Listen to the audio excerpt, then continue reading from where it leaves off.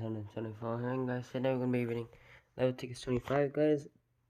And guys, I know that this I guess part is going to be very, very long, so I hope that you guys are ready for it. But anyway, yeah, so if you guys want to go ahead and read along, you guys can go ahead and go to BibleGiver.com. I'll be reading on the NIV version, also known as the New International Version. I don't really care however you guys are going to read it. But anyway, let's get started. Leviticus 25, the Sabbath year. The Lord said to Moses at Mount Sinai, "Speak to the Israelites and say to them, when you enter the land I am going to give you, the land itself must observe a Sabbath to the Lord. For 6 years sow your fields, and for 6 years prune your vineyards and gather their crops. But in the 7th year, the land is to have a year of Sabbath rest, a Sabbath to the Lord. Do not sow your fields or prune your vineyards. Do not reap what grows of itself, or harvest the grapes of your untended vines. The land is to have a year of rest. Whatever the land yields during the Sabbath year will be food for you, for yourself, your male and female servants, and the hired worker and temporary resident who live among you, as well as for your livestock and the wild animals in your land. Whatever the land produces may be eaten. The year of Jubilee. Count off 7 Sabbath years 7 times, 7 years, so that the 7 Sabbath years amount to a period of 49 years.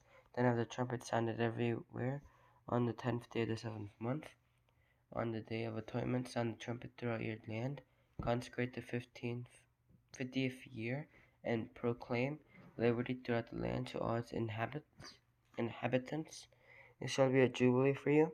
Each of you is to return to your family property and to your own clan.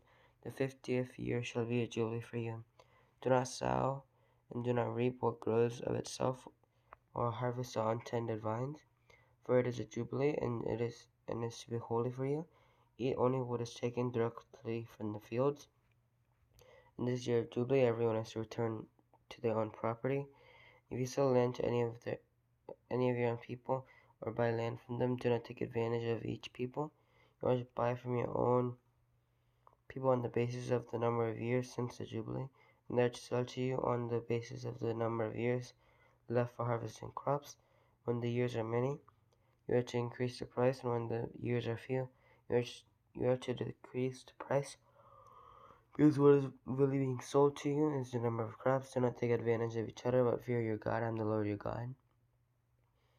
Follow my decrees and be careful to obey my laws, and you will live safely in the land. Then the land will yield its fruit, and you will eat your fill and live there in safety. You may ask, what will we eat in the seventh year? Sorry, guys. If we do not plant or harvest our crops, I'll send you such a blessing in the 6th year that the land will yield enough for 3 years. While you plant during the 8th year, you will eat from the old crop and will continue to eat from it until the harvest of the 9th year comes in. The land must not be sold permanently, because the land is mine, and you reside in my land as foreigners and strangers throughout the land that you hold as a possession. You must provide for the redemption of the land. If one of your fellow Israelites becomes poor and sells some of their property, their nearest relative is to come and redeem what they have sold. If, however, there is no one to redeem it for them, but later on they prosper and acquire sufficient means to redeem it themselves, they are to determine the value for the years since they sold it and refund the balance to the one to whom they sold it. They can then go back to their own property, but if they do not acquire the means to repay what was sold what was sold will remain in the possession of the buyer until the year of Jubilee. It will be returned in the Jubilee, and they can then go back to their property. Anyone who sells a house in a walled city retains in the right of redemption a full year after its sale. During that time, the seller may redeem it. If it is not redeemed before a full year has passed, the house in the walled city shall belong permanently to the buyer and the buyer's descendants. It is not to be returned in the Jubilee, but houses and villages without walls around them are to be considered as belonging to the open country. They can be redeemed, and they are to be returned in the Jubilee. The the Levites always have the right to redeem their houses. Oh, sorry guys.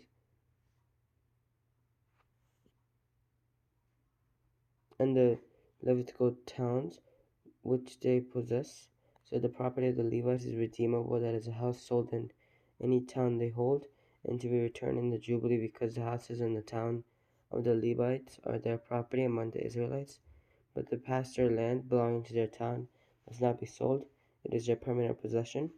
If any of your fellow Israelites become poor and are unable to support themselves among you, help them as you would a foreigner and stranger, so they can continue to live among you. Do not take interest or any profit from them, but fear your God, so that they may continue to live among you. You must not lend them money at interest, or sell them food at a profit. I am the Lord your God, who brought you out of Egypt, to give you the land of Canaan, and to be your God. If any of your fellow Israelites become poor and sell themselves to you, do not make them work as slaves. They are to be treated as hired workers or temporary residents among you. They are to work for you until the year of Jubilee. Then they and their children are to be released, and they will go back to their own clans and the property of their ancestors. Because the Israelites are my servants, whom I brought out of Egypt, they must not be sold as slaves. Do not rule over them ruthlessly.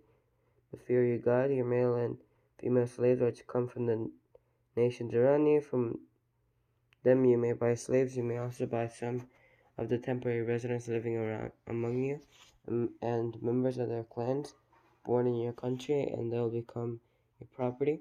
You can bequeath them to your children as inherited property and can make them slaves for life, but you must not rule over your fellow Israelites ruthlessly. If a foreigner residing among you becomes rich, and any of your fellow Israelites become poor and sell themselves to the foreigner or to a member of the foreigner's clan, they retain the right of redemption after they have sold themselves. One of their relatives may redeem them, an uncle or a cousin or any blood relative in their clan may redeem them, or if they prosper, they may redeem themselves. Then their buyer to count the time from the year they sold themselves up to the year of Jubilee. The price for their release is to be based on the rate paid to a hired worker for that number of years. If many years remain, they must pay for their redemption a larger share of the price paid for them. If only a few years remain until the year of Jubilee, they are to compute that and pay for their redemption accordingly.